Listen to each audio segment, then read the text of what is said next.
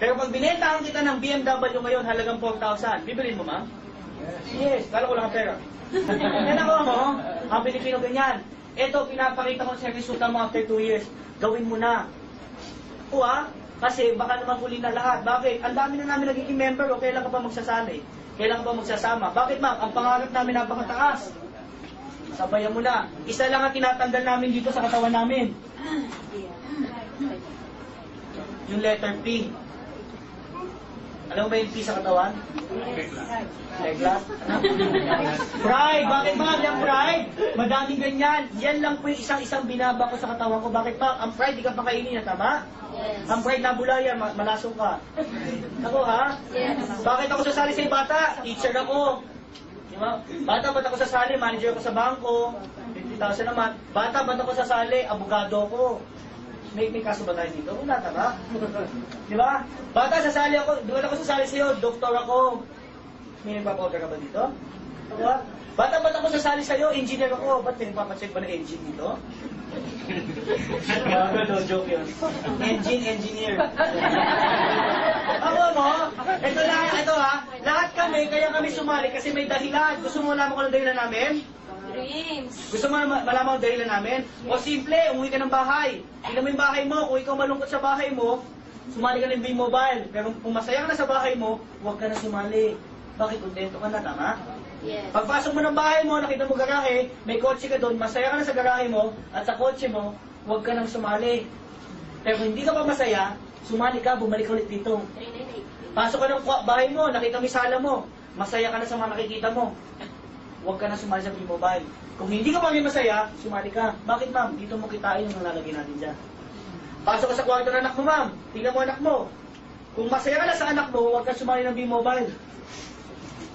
Kung hindi ka masaya sa anak mo, kasalanan mo yan. Ikaw gumawa, Ako mo, masimple lang, may dahilan kami dito. Kung gusto mo sumarap buhay mo at maging milyonaryo at may pangarap ka, gusto mo kunin to, sumali ka. Nakuha, malakpa ka mo naman ganda nun. So, sige lang hindi lang ako ang kumita dito. May isa po kami mga dealer dito. Ngayon po, magdadalawa na ang coaching niya. Siya po yan, 22 years old lang. At na-explain namin ng business. Ang maganda pa dyan, pinsan ko siya. Ang malupit pa dyan, single. Ay, hindi. May girlfriend pala. Pero hindi sila kasal. Kaya sila na yung negosyo. Ito malupit. Ang weekly po niya kinikita ngayon, humigit ko mulang 150,000 to 200,000 per week. Bagong graduate pa. Ito malupit. Salampakan naman natin si Mr. Gordon.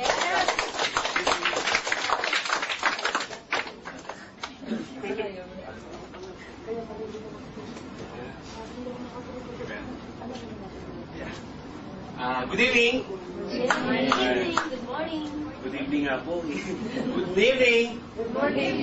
Good morning. Good morning. Okay. I'm Anton Azania po. Basically, I'm bagong graduate lang po. 23 years old technically. Hindi po 22. 22 po nung sumali ako sa business. Pero right now, I'm doing the business for good na. Actually, to be honest with you, before, inintroduce sa akin yung parang medyo skeptic kasi I understand yung sitwasyon niyo po. Pinakita niya rin din po sa akin yung negosyo. Pero una, sabi ko parang mahirap. Kasi katulad ko, bagong graduate, pero magsisimula ka ng negosyo. Pero nung nakita ko yung opportunity, sabi ko, sige, susubukan ko. I know I can do it eh. Kasi in this case, magkano? 1.7. Ilang friends mo dito? Ilang kaibigan mo i-invite? Dalawa. Meron ba dito? Higit sa dalawang kaibigan? Yes. Ikaw ma'am, dalawa lang ba po ba ang kaibigan nila? Marami pa doon. More than, mga 3 naman, no? Maganda na yan, ma'am. Kasi kung 3 kaibigan mo, hindi mas mabilis, tama? Pero look at this. Katulad ni Kuya, actually, I'm very thankful to that person kasi siya po yung nagbago ng buhay ko. Aside from B-Mobile, si Kuya Kiwi din po nagturo sa akin dahan-dahan kung paano ko gagawin yung negosyo. Pero basically, to show you, ito doon po yung mga nangyayari. Pwede na po ba sa isang linggo? Yes. Matanong ko lang, 72,000 para sa bagong graduate. Normal, abnormal? Abnormal. Sino na tawag sa akin? Abnormal.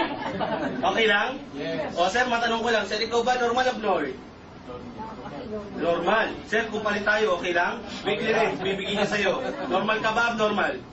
Abnormal, welcome to the club. Palakpakan mo naman kasi yan. Alright. Pero kasabi nga din dito, kayang pigilan ng mga dealers? Hindi. O susunod na linggo na naman? O, pwede na po ba? Eh, may problema ka na naman, sir. Dahil tumulong ka sa maraming tao, hindi mo naman mapipigilan. Pwede na? Yes. Pwede na. Ito nga pala po yung actual check. Kasi Friday, nagpunta po ang Pampanga to help my dealers. Ito na po yung nangyayari. 152,000. Pwede na? Yes. Come to the concept, simple lang. Ang negosyo to, dapat willing kang tumulong para kumita. Hindi ito yung para sa isang tao na ikaw lang mo pwedeng kumita. Kailangan willing ka rin kumita para tumulong. At the same time, simple lang naman eh. O pag-usapan natin ha, sir, basically sa sitwasyon nyo ngayon, do you think madali po bang kunin ang mga pangarap mo? Sa ikaw mag-isa? Mahirap?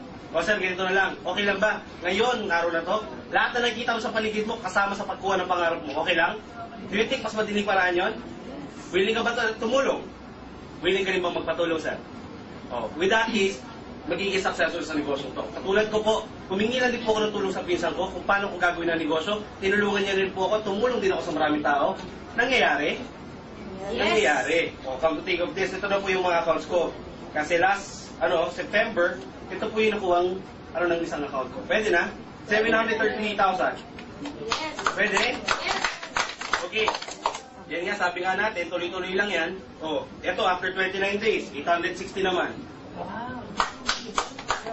Okay? Kasi ginawa ko, 3 accounts ko, hindi ko po nilimitahan ang sarili ko sa isa. Ginawa ko 3. Okay? Kaya may kita mo, dito ko nagulat.